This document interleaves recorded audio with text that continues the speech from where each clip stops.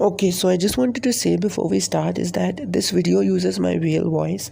It's unscripted, and I am not editing anything out from this video that I've said, and I'm just keeping it as is to show the raw audio format that I've recorded this video in.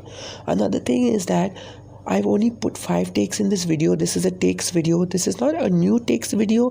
I will explain later what this video actually is, but this is a takes video where I've added 5 takes, and so I've added one take which is 9 minutes plus long, one take which is 7 minutes plus long, and then 3 takes which are like between 5 to 6 minutes plus long. And since this video is unscripted, I tend to ramble on unnecessarily, so I hope that you don't get annoyed with this video with the takes being so long, and I hope that you can understand what I'm trying to say, because it's exactly 1 a.m. in the night, and I'm actually recording this video late at night, so I hope that you can understand my voice properly, because it's 1 minute. It's 1 a.m. in the night currently. So yeah, let's get into the video and let's move on to the section where I explain the video before I go into the takes. Okay, so this video is going to be me sharing K-pop takes that I will always stand by 100%, and these are not going to be any new thoughts. Maybe 1 or 2 of the takes will be new thoughts, but in general these takes are going to just be a compilation of previous takes I've already made in previous take videos, just compiled into this video idea. Okay, so the first take that I will always stand by is related to short songs, and it's that songs are getting shorter, yes, but long songs also exist. The reason why I will always stand by this opinion and I never go around being like songs are getting shorter, because I see things with nuance.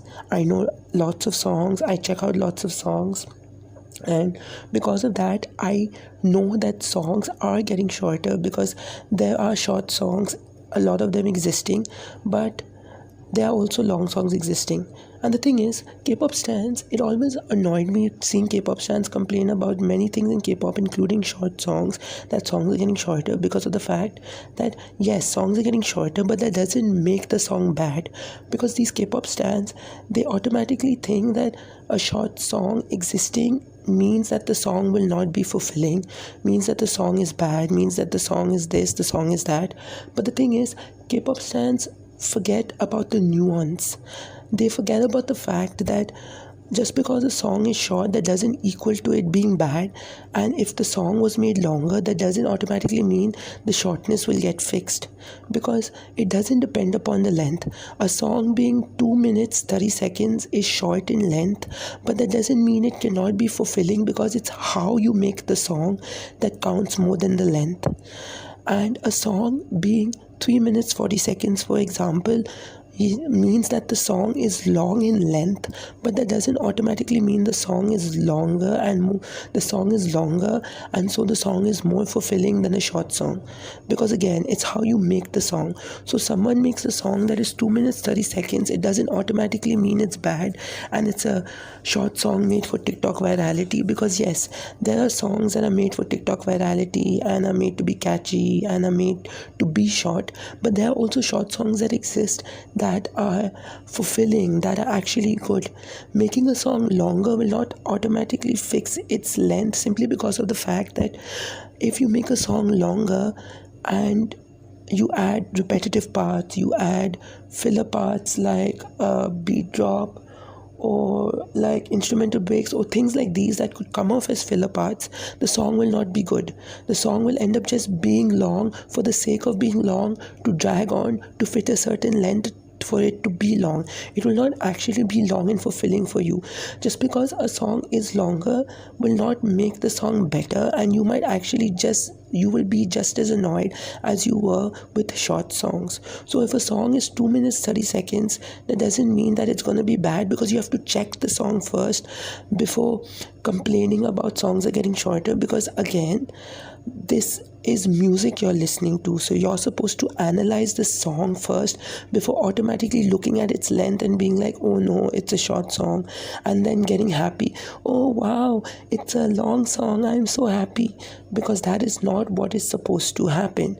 A song is a song and you have to check out the song first and analyze the song, not analyze the length.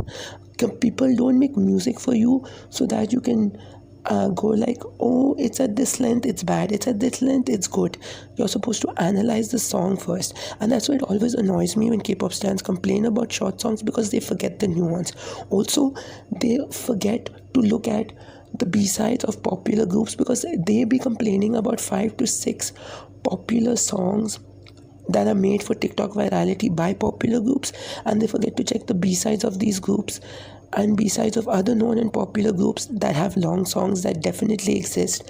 They also do not bring soloists and bands that are popular into the conversation, because they're mainly just talking about idol groups and 5 to 6 viral songs made by these idol groups. They're not even looking at the long songs, and then they're blaming the company as if it's the 100% the company's fault. They are not even doing anything to fix the problem, and they're complaining songs are getting shorter, blaming the companies as if the companies are the ones at fault, when they are also at fault for ignoring the long songs and fixating so much on the short songs. And this is why I'm so annoyed at K-pop fans complaining about short songs, and why I will always stand with the opinion, with the take, songs are getting shorter, yes, but they are also long.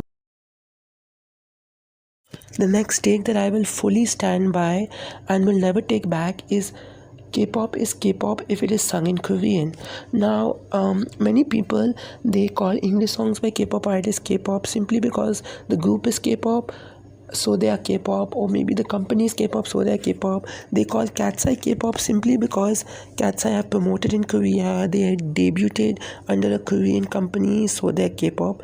And it's funny to me that people consider Cat's Eye K-pop because of that, because of their company, when they seem to forget that Cat's Eye was formed by Hybe America, which is the American label of Hybe, of course, and Geffen Records, which I believe is an American label.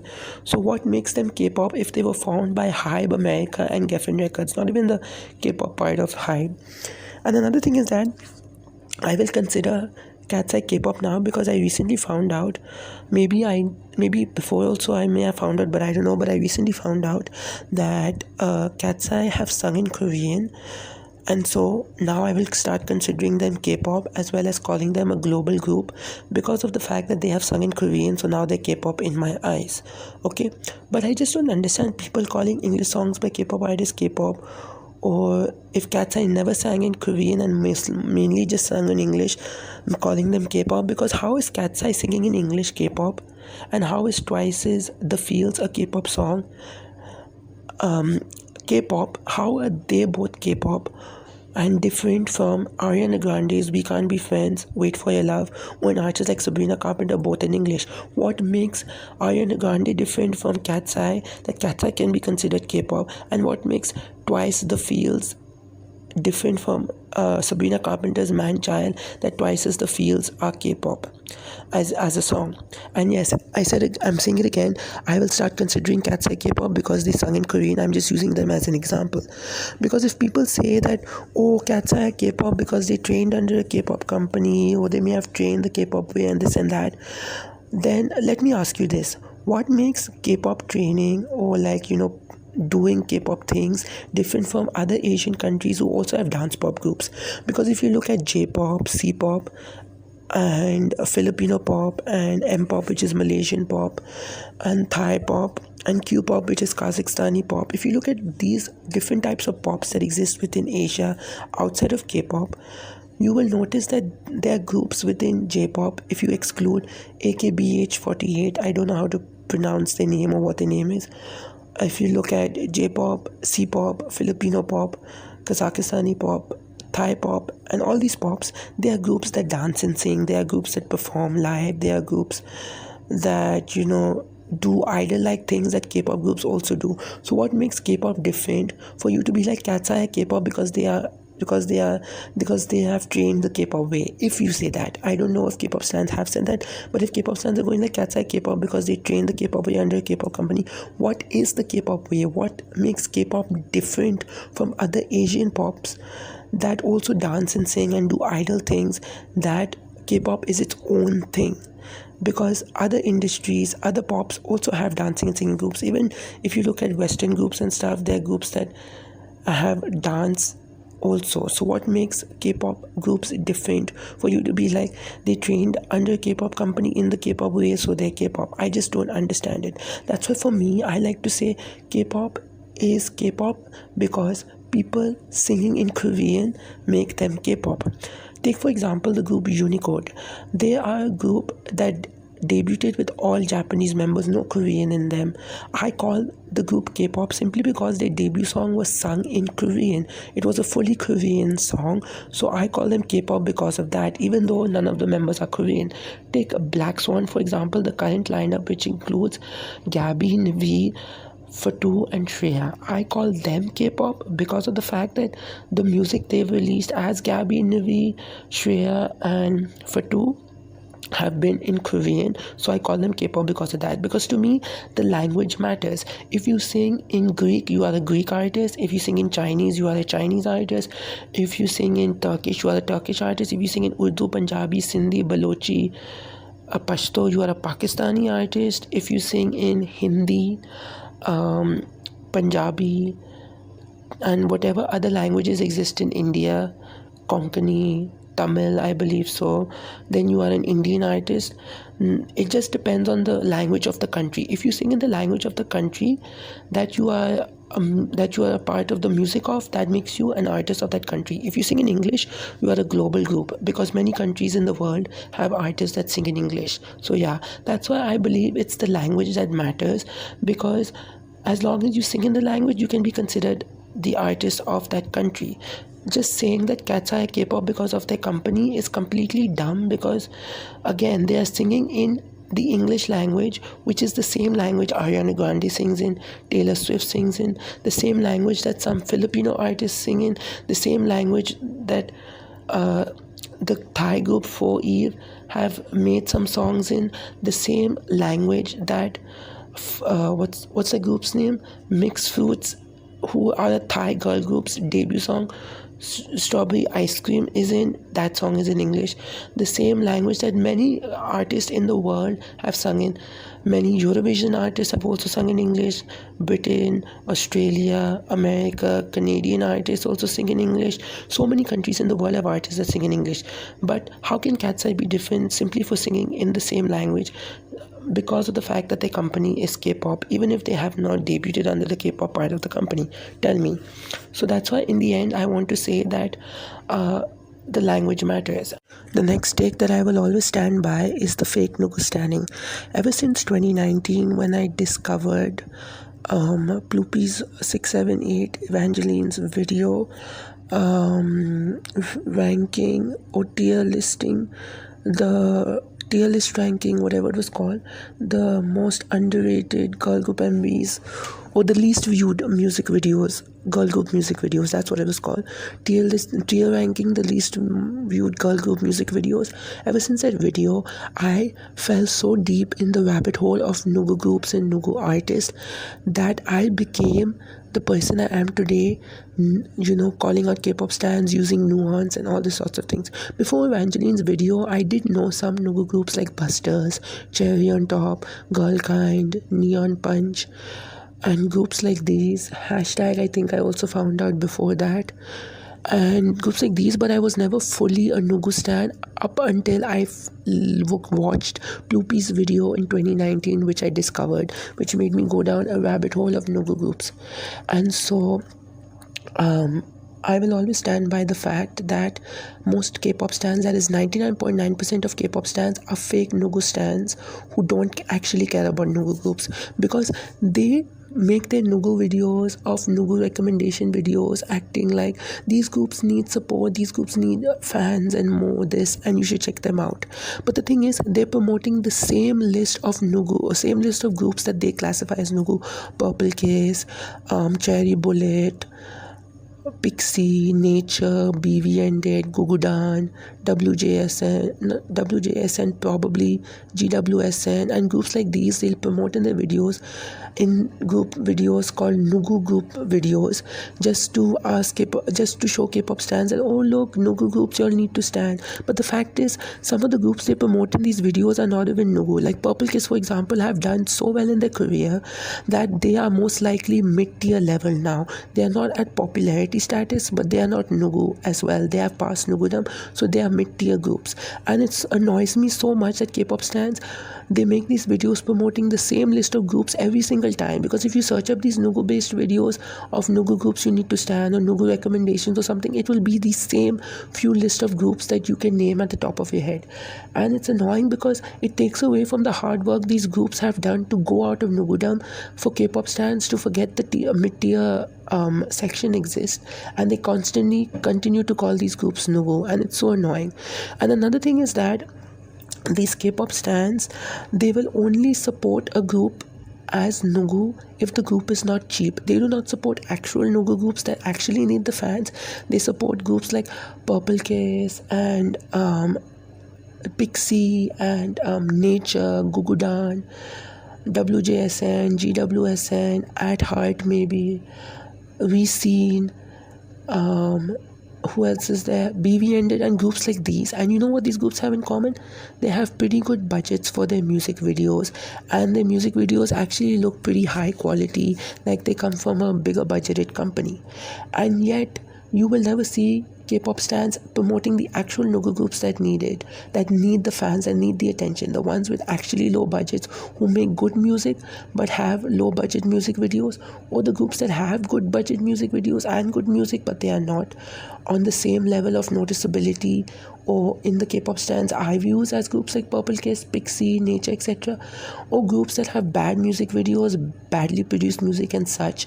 These are the Nugu groups that K-pop stans will never ever give support to, because again, they will only support a group as Nugu if the group is not cheap and if the group has a good enough budget to get into the K-pop stans' eye view. And another thing is that how do these groups even classify as Nugu is that if you were to search up Nugu based videos, you would find Purple Case and Nature and groups like these promoted in 5 to 10 of these Nugu based videos. So how do these groups actually classify as Nugu if many K-tubers are promoting the same groups in their videos each time? But how is Purple Case Nugu if 5 to 6 K-tubers are posting them in their Nugu based videos? How does that make them Nugu if many K-pop stans know them?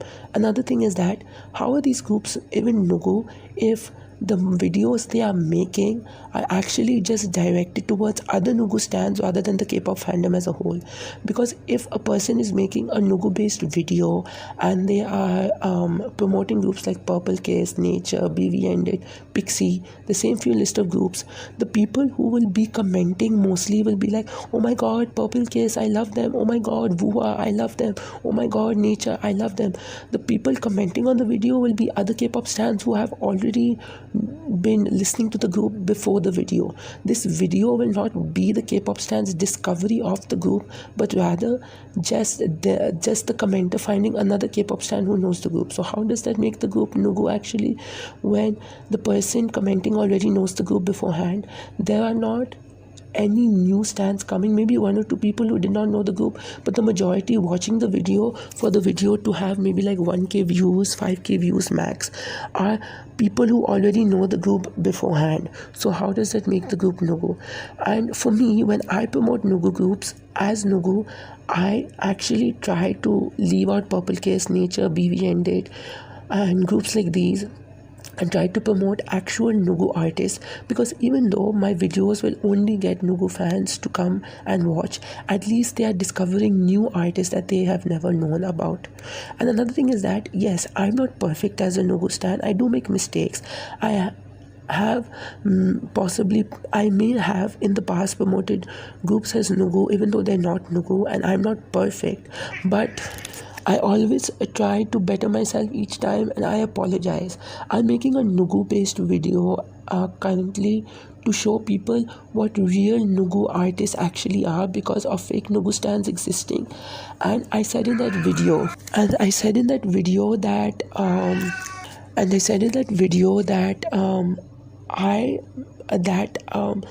this list might be wrong, so I apologize in advance that some of these artists may not be Nugu. I said something like that. I made it clear that I'm making a video based on Nugu groups, but the list could be wrong with some of the artists. I made it clear so I can tell people that Even though I know lots of Nugu artists, I'm not completely an expert. But most K-pop stans will never, ever apologize for being like, I'm sorry for promoting Purple Kiss as Nugu, even though they're not.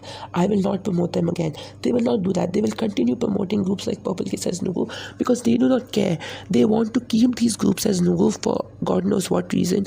Maybe they don't want to see these groups reaching mainstream heights. So of course they're gonna continue calling Purple Kiss, Nature, BB and and groups like these Nugu without clarifying who are Nugu and who are not. Because some of these groups, yes, can actually be Nugu, but the fact of the matter that these groups are promoted a lot in these Nugu based videos by many different K-pop stans, and the fact of the matter that some of these groups actually have good sales is the fact that they are most likely not Nugu and at the mid-tier level.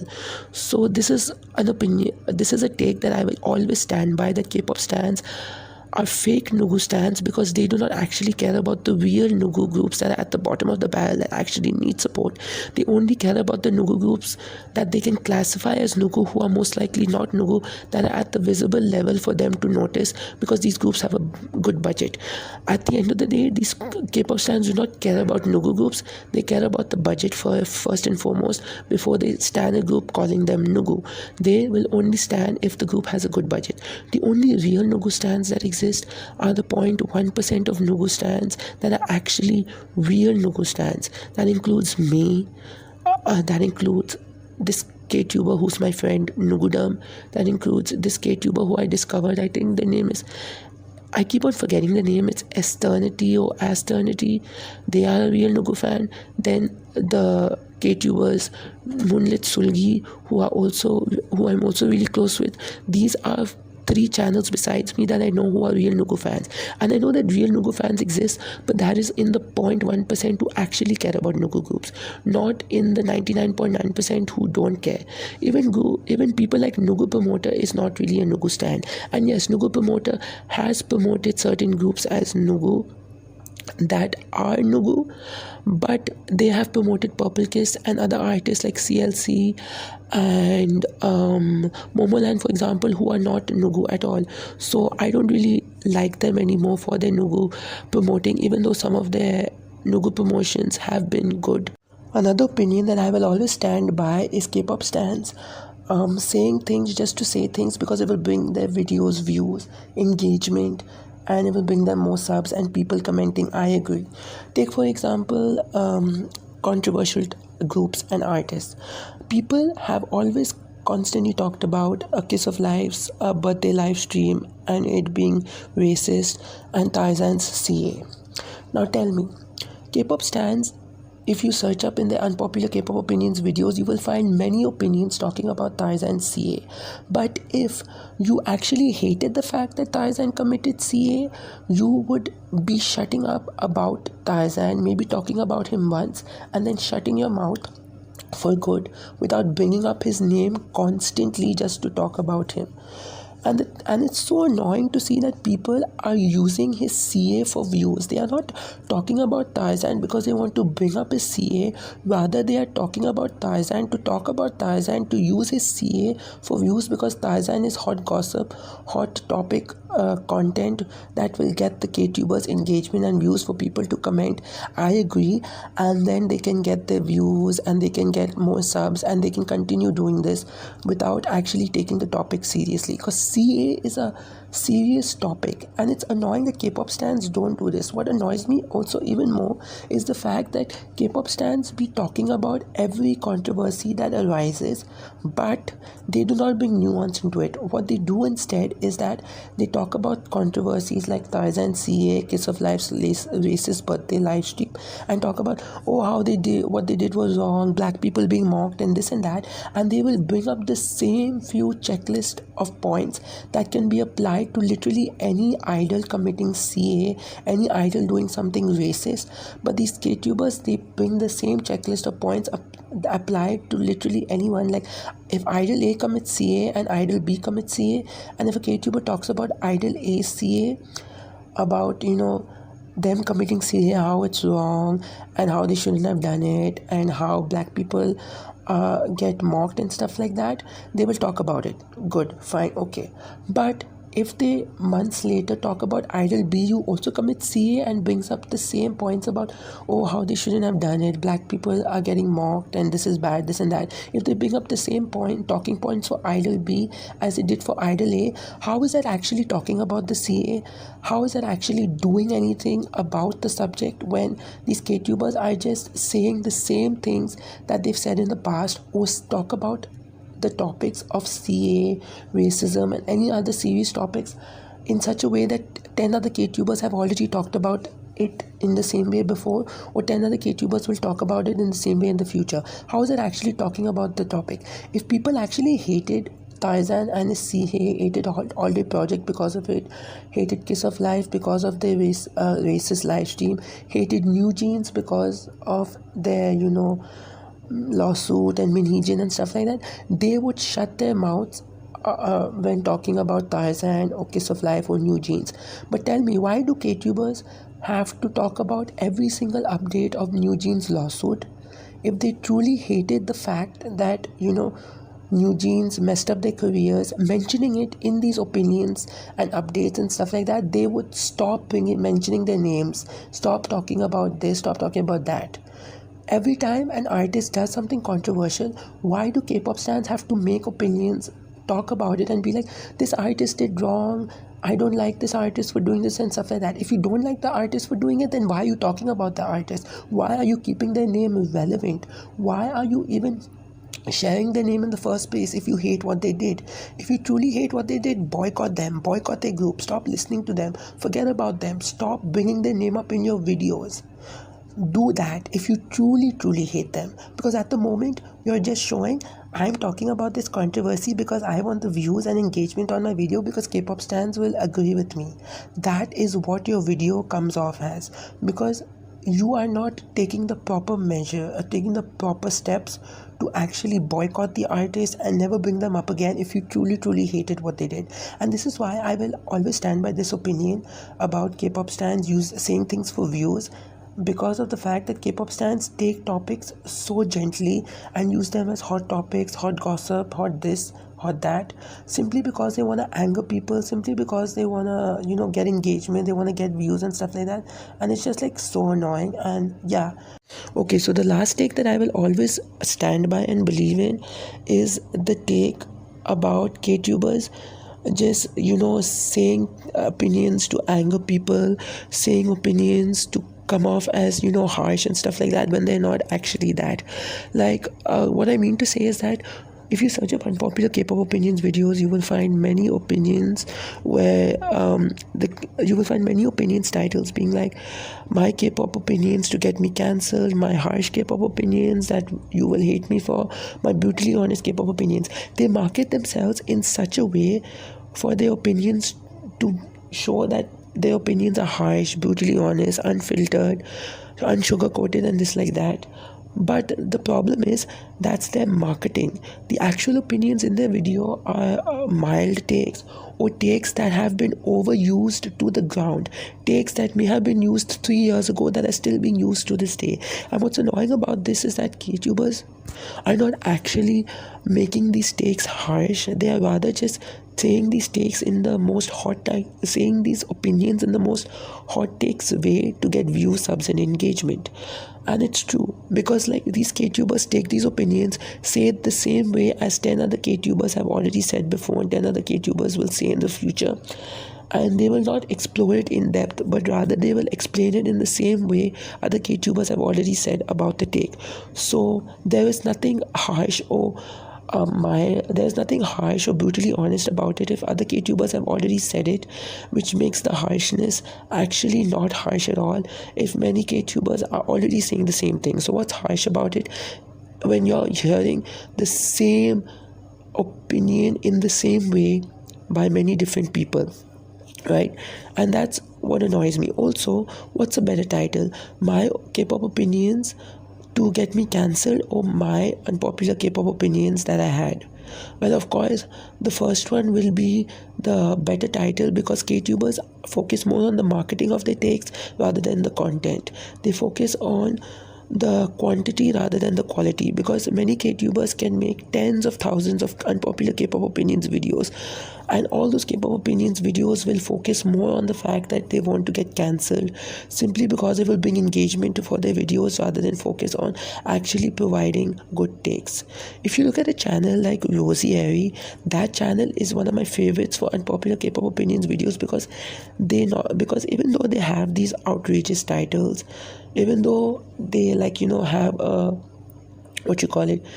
an intro in the start where they speak about certain things that may come off as outrageous, and even though they come off as the plenty of K-tubers who give the mild takes and say K-pop opinions to get me cancelled, but they're not actually giving cancel-worthy opinion, Rosie Airy on the other hand does what other K-tubers do with the marketing of their takes, but Rosie Airy's opinions are actually new each time. So I really like that about Rosie Airy, because their content focuses on unpopular K-pop opinions, and so that's what makes Rosie Airy different from others, because they are one of the only people actually providing nuance, actually giving new takes each time, which is great. But many K-tubers focus so much on the cancellation, focus so much on the "you're gonna hate me for my takes, this has to be said," when does it really need to be said? You're basically just saying the same opinion checklist that other K-tubers will also use. You're basically passing around an opinions book to your classmates so they can copy off the same book. You are not providing anything new, neither is any other K-tuber providing anything new. 99.9% of K-tubers are doing the same thing. So what is actually harsh about it? And that's why I will always stand by this opinion, because many K-tubers focus so much on the fact that they are trying to get cancelled with their opinions rather than actually making good opinions. And it's just so annoying. Like, it needs to stop. Why can't we just ban unpopular K-pop opinions videos? In the sense of, why can't there be like some sort of a checklist that a K-tuber needs to pass before they actually make an unpopular K-pop opinions video, before they're actually allowed to? Like, for example, when you apply for a job, you need to have a certain skill set for you to get the job, right? Same with unpopular K-pop opinions videos. They need to have a certain qualification before they're allowed to make opinions. Why can't they be something of that sort, so that if they do not pass that check, if they do not pass those levels or whatever you call it, the requirements for them to actually make unpopular K-pop opinions videos, then we can go after them? Why aren't people calling them out? Why are we normalizing this behavior of K-pop stans just sharing mild opinions and calling it harsh when they're not harsh or brutally honest or unsugarcoated, unfiltered or whatever? Why are they just sharing these takes to share these takes because it's a trend, because unpopular K-pop opinions are a trendy video topic to do? It's just so sad that people don't actually have opinions on K-pop, but rather they are hot takesifying everything just so they can get views and just so they can anger people. And finally, which I forgot to mention, what angers me even more with this is K-pop stans centering certain opinions to target certain fandoms or certain people just so they can come after them. Like, for example, K-pop stans will make an opinion targeting Lisa of Blackpink, and they will be like, I made this opinion for the Blinks so that Blinks can get a reality check about Lisa and this and that. And it's just so annoying, because these K-tubers, again, they are focusing more on getting cancelled rather than actually giving a quality take. They are not giving a take on Lisa to give a take on Lisa, to critique Lisa, or to talk about Lisa, to provide nuance on Lisa, go in depth on Lisa, but rather they're just making the take so that Blinks will see the take and cancel them for it, so that they can be like, oh my god, Blinks are like this, Blinks are come after me, Blinks are this, when in fact the K-tuber is the one who provoked the fandom in the first place by making that Lisa opinion. And this is another reason why I will stand by this opinion, because unpopular K-pop opinions are dog shit, gone in the gutter, and nobody gives a damn about these opinions to actually give proper opinions and share their actual thoughts. And that's why Rosie Airy is one of the few people who are actually giving good takes. And besides that, only one other channel actually gives good takes, that is Soft Footing, but they haven't uploaded in like maybe 2 or 3 years.